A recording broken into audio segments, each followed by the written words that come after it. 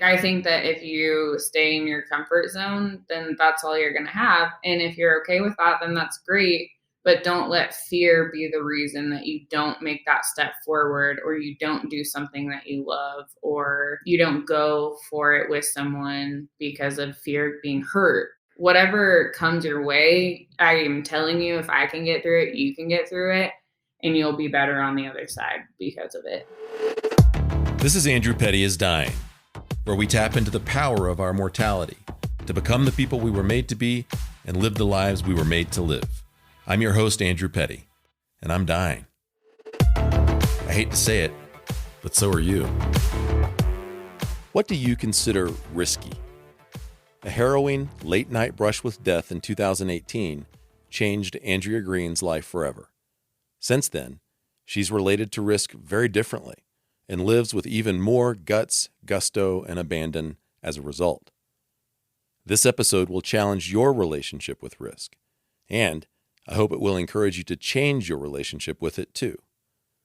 Andrea lives in Truckee, California, where her life and work reflect her passion for adventure, travel, and the outdoors. She works for Jones Snowboards and owns a freelance marketing and graphic design business on the side. With her Australian Shepherd adventure buddy, Chip, Andrea loves snowboarding, mountain biking, splitboarding, hiking, running, and anything else that allows her to explore new places. This episode is dedicated to Theo, Andrea's best friend and beloved canine companion, who didn't survive that fateful night back in 2018, which is where we pick up the story today. Andrea, what happened on November 17th, 2018? I was living in Steamboat, Colorado, and was driving home to Oregon for Thanksgiving.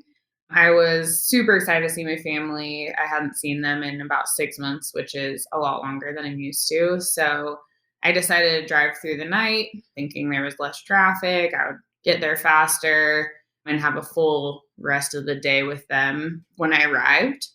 And at 1 a.m. in Salt Lake, so I was about 2 hours outside of Salt Lake, a drunk driver veered into my lane on a highway and hit me head on. I woke up pretty much immediately after the accident. I was the first person to call the police. I unfortunately was not alone. My dog was with me, Theodore, and I sat stuck in my car for about 2 hours, listened to his last breaths, unfortunately. There was a lot of people who stopped. Basically, the accident took up the entire highway, so everybody was at a standstill for about 2 or 3 hours. My car started on fire, and I was stuck inside. A guy named Blake, who I'm now very close with, had a fire extinguisher in his car and basically saved my life again for a second go around. I was helicoptered out to Salt Lake City to University of Utah Hospital and basically went into surgery immediately that night, was in the ICU for 4 days, the hospital for a total of 2 weeks. I had thankfully only broken bones. It could have been way worse. No concussion, no internal bleeding. I did break a lot of bones. I broke my ankle, femur, tailbone, back, wrist, and collarbone. I also dislocated my other ankle, and some pretty gnarly lacerations that I lost about 4 quarts of blood. You only have 6 in your body. So yeah. And then after that, I went home back to Oregon with my family. All my friends in Steamboat packed up all my stuff for me, and I recovered there for about 9 months. Wasn't able to walk for about 3 months. I've had about 5 surgeries total since the accident. I just recently had my 5th surgery. So, My goodness. I mean, it's a miracle that you're talking to us today. yeah, I feel the same. What's it like telling that story now 3 years and change after the fact? What, if anything, happens inside of you or even in your body as you go through it? I definitely feel like emotion bubbling up, especially when I talk about Theodore. we were like literally best friends. I know this is like weird to say about a dog, but like I feel like he was like my soulmate in life. Everybody knew us as like Dre and Theo. And so I think talking about him probably brings up the most emotion. Recollection of the accident, I think the more detail I go into, the more I realize, holy crap, I went through a lot. I feel like I've told this story quite a bit in the last 3 years. So it's something that happened to me, and I'm like okay telling the story. I think the emotion comes when I am reminded of like the grief that I went through losing my best friend. Have there been any other forms of grief you experienced that don't directly have to do with Theo's loss? Yeah, I lost my independence.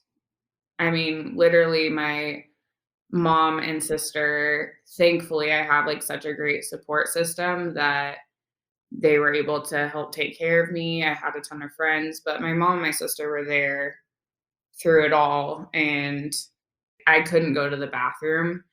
I couldn't get up. They would have to literally roll me to like change the sheets. And I remember it was like a goal on New Year's that year, which was about 2 months after the accident, that I sat up for 15 minutes, and I felt so good about that in my wheelchair. So I feel like I was grieving a lot of like loss of independence because I've always been a very independent person.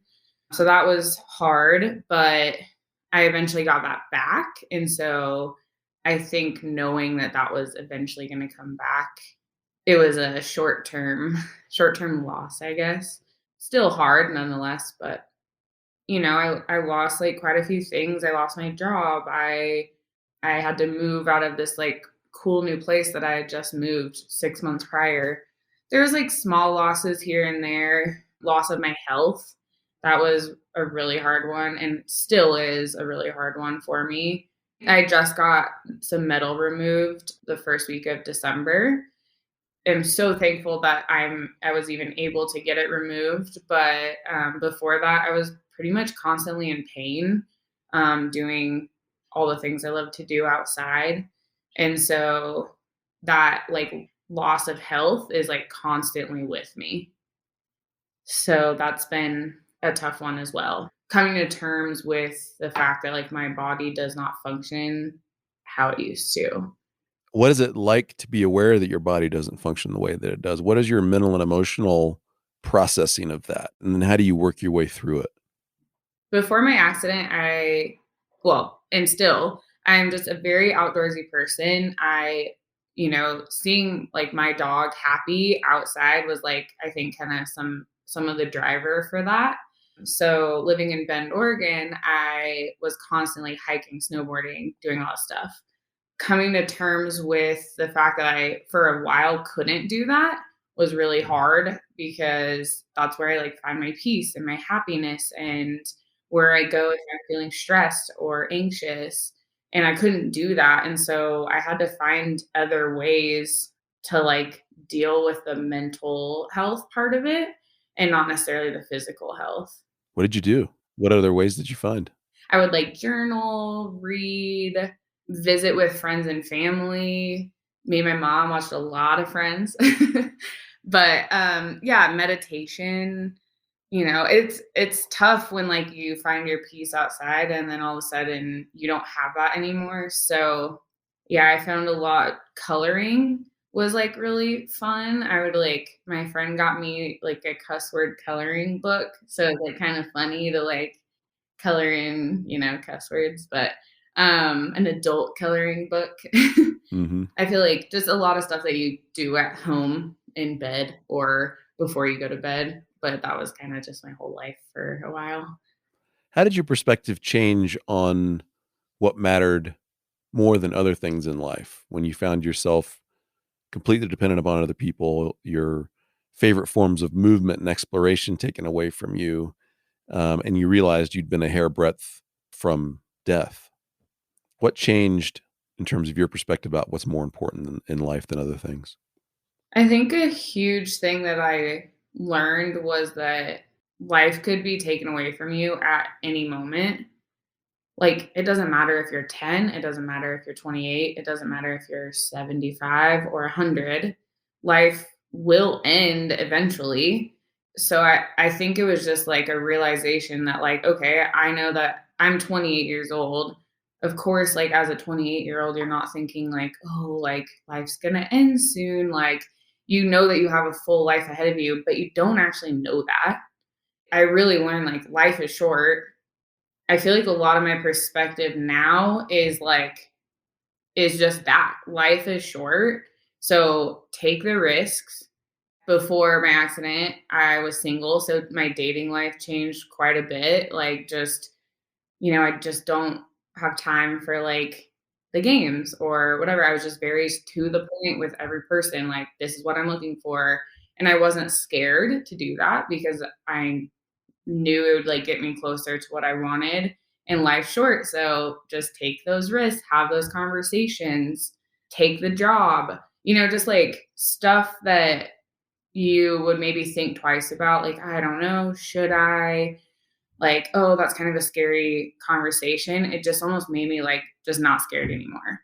It like made me confident. Like, I can 100% say I can get through anything.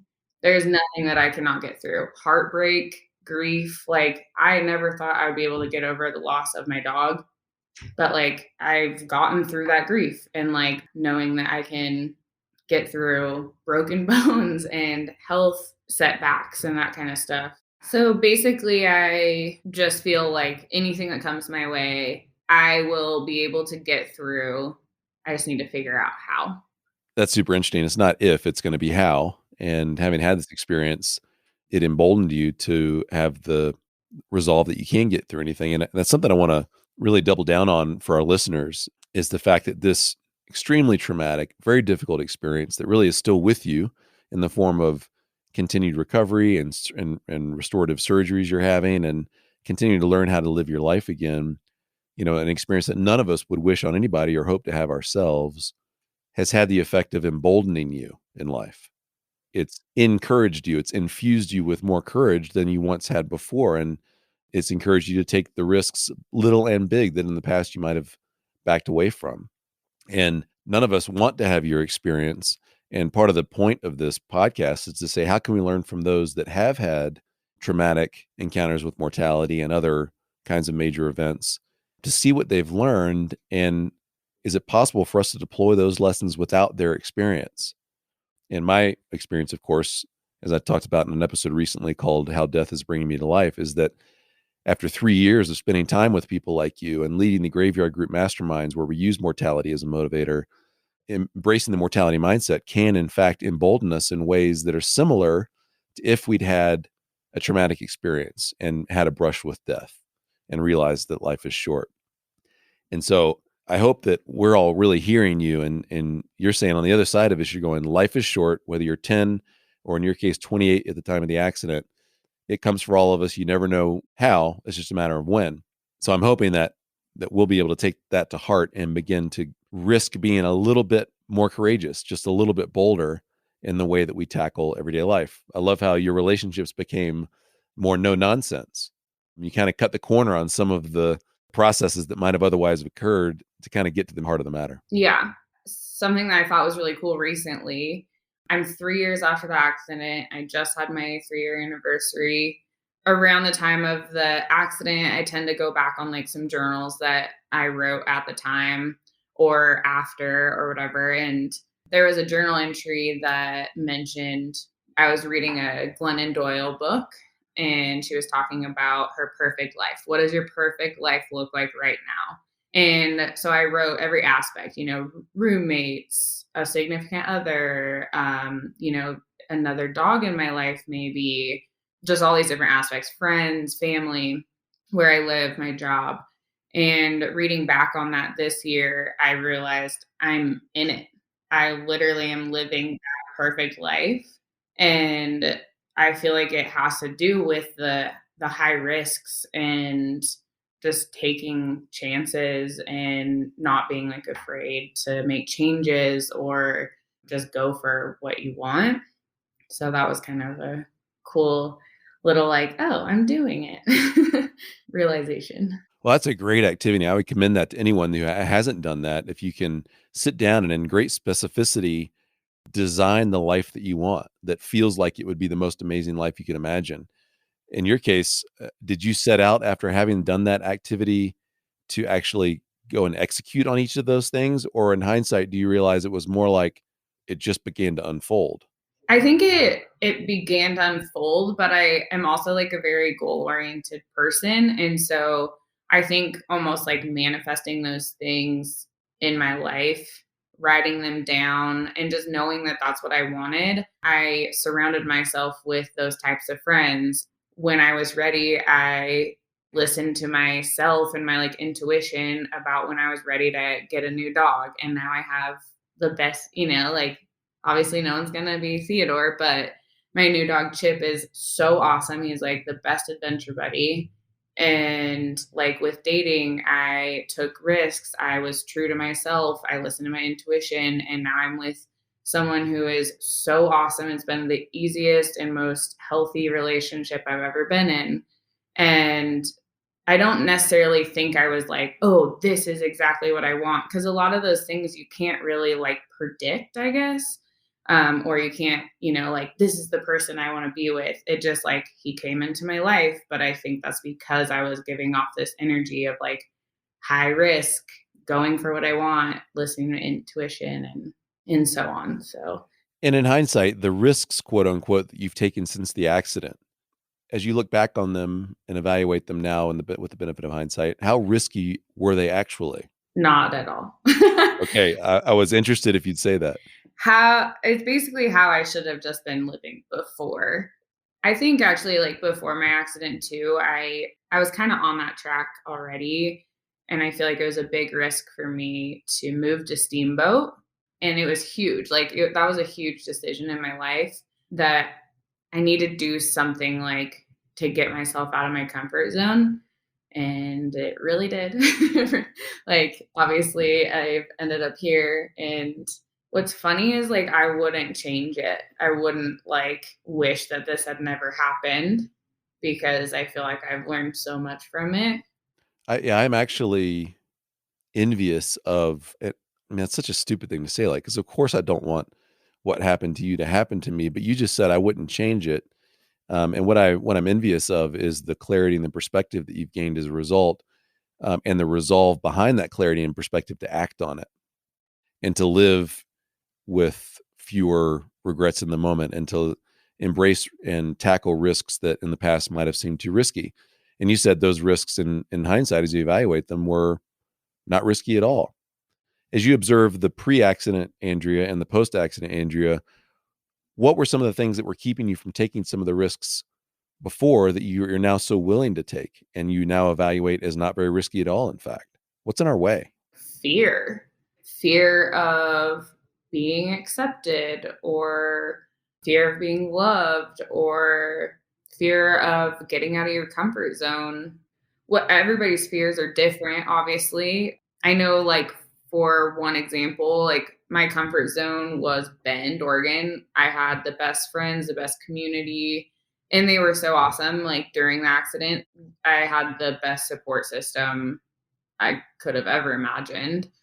But so leaving that comfort zone was really scary, but like you adapt, and if you're like flexible, you make new friends, you start a new job, and that's just all scary because it's not something that you've known before. Fear of the unknown, I guess. And you're calling BS on all those, basically. Not that they're not real, but you're saying don't let those get in your way. Yeah. Like, I think that if you stay in your comfort zone, then that's all you're going to have. And if you're okay with that, then that's great. But don't let fear be the reason that you don't make that step forward, or you don't do something that you love, or you don't go for it with someone because of fear of being hurt, or whatever comes your way. I am telling you, if I can get through it, you can get through it. You can get through it. It might not be easy and it might be hard to get through, but you'll figure out a way and you'll be better on the other side because of it. Based on what you've shared with us, if I were to categorize the way you've lived since the accident, it would be, and you can help me correct this if I'm off the mark, with a more single-minded commitment to being who you are, to being yourself. Yeah. You said things like true to your heart, listening to your intuition, Yeah. kind of doubled down on trusting who you are and what you want and acting on those things. Yeah. I think like going through what I've gone through, I've realized like I'm really tough and like it's almost made me like love myself more. Even it wasn't an easy road to get there. There was a lot of times I was like, my body won't do what I want it to do. Like, and played the victim card and used it as an excuse and stuff. But now that I'm like on the other side and I don't do that, I'm like realizing how tough of a person I really am. And it's almost given me more self-confidence to know that I can get through anything and that because I'm tough, I can do that. So I think just putting trust in myself has been super beneficial for the decisions that I'm making. It's not like I'm out here making decisions willy-nilly of, screw it, I'm just gonna go do this. It's thought through things of knowing myself pretty well and knowing that this decision is gonna be a good one for me. And I think that's kind of part of your intuition and knowing yourself well enough to make the right decisions for you so that when you look back, you're like, oh, that wasn't really that big of a risk because I knew it was right for me. Mm-hmm. Yeah. And sometimes the bigger risks can be not doing those things that we know are right for us. Yeah. Yeah. Being complacent is a fear of mine. You mentioned the victimy trap. What has allowed you overall to stay out of that victimy place in the midst of a situation that, plenty of people would have said, oh, there, poor Andrea. They might have coddled you too much and you might have been tempted to let them. What's helped you stay out of that? I'm not going to pretend like I did not do that for a while because I was in that place for a good bit, especially when somebody is 100% taking care of you, feeding you, cooking for you, washing your hair for you. It's hard to go from that. And then once you start gaining back your independence to not playing that card. And so I was in that for a while.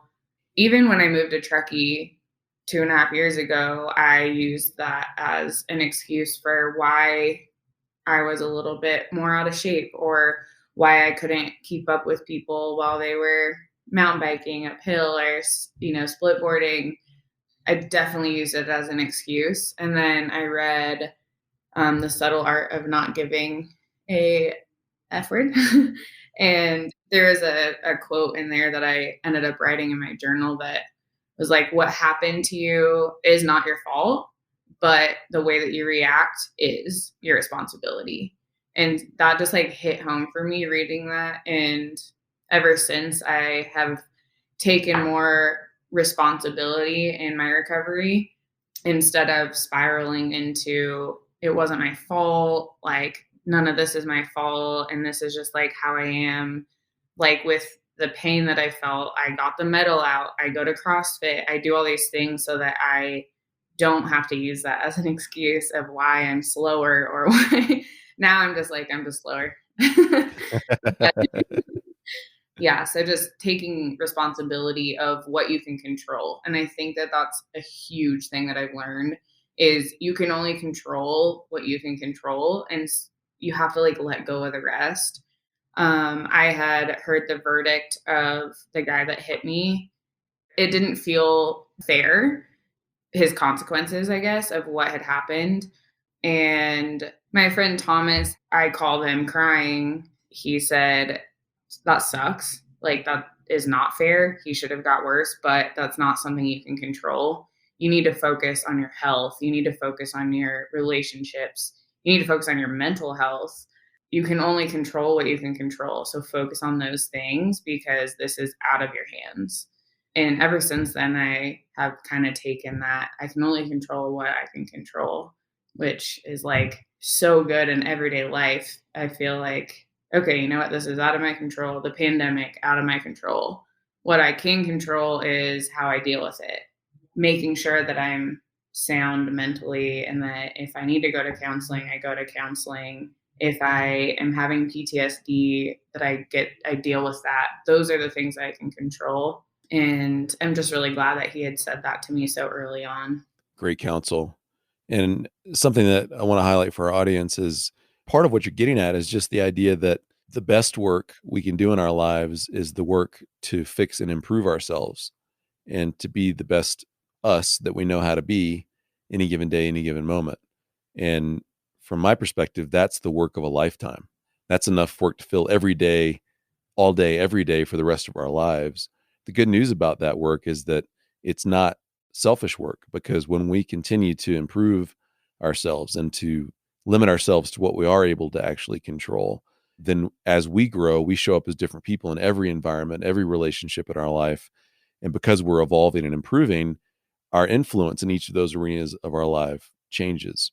So it's the hardest work we'll ever do, in my opinion, to continue to grow and evolve ourselves and discipline ourselves to take responsibility for our lives. But it's also, on the one hand, it really simplifies and narrows our focus for what our life is all about. And I like that a lot. And I hope our audience will hear that from your example. Okay, I've got a question for you. Just a thought activity. If you knew you were going to die 5 years from today, what would you start doing differently today? 5 years from today, you snuff it. No more Andrea. She's gone. What do you start doing differently today if you knew that? Oh, what do I start doing differently or what would I change are two different things. I would quit my job and travel. Hmm. It's really funny because I actually had this conversation with my boyfriend recently, and we both said the same thing, that we'd quit our jobs and we'd travel the world. I love my job. I work for an amazing company, but it really put like the emphasis on like it is just a job. And no matter what level I'll be at, it still is just a job and you have a life outside of it. So that was kind of cool. It helped me to realize, okay, like not put so much like pressure on myself. It's hard because I feel like I do live such a like fun life right now. I live in Truckee, California. I go split boarding, snowboarding during the week, mountain biking, and so I would just do a lot more of that like every day. I would wake up for sunrises more often. I'm not a very big morning person, but um yeah, I think also like the little moments with family, which I appreciate so much now, but it would just make you like realize that those little moments are like what you're gonna have. I just like would not take them for granted, really just like soak them in and to spend time with friends and family while traveling the world somehow. Okay, well, you said it here, so I'm just going to let that reverberate in your heart and mind.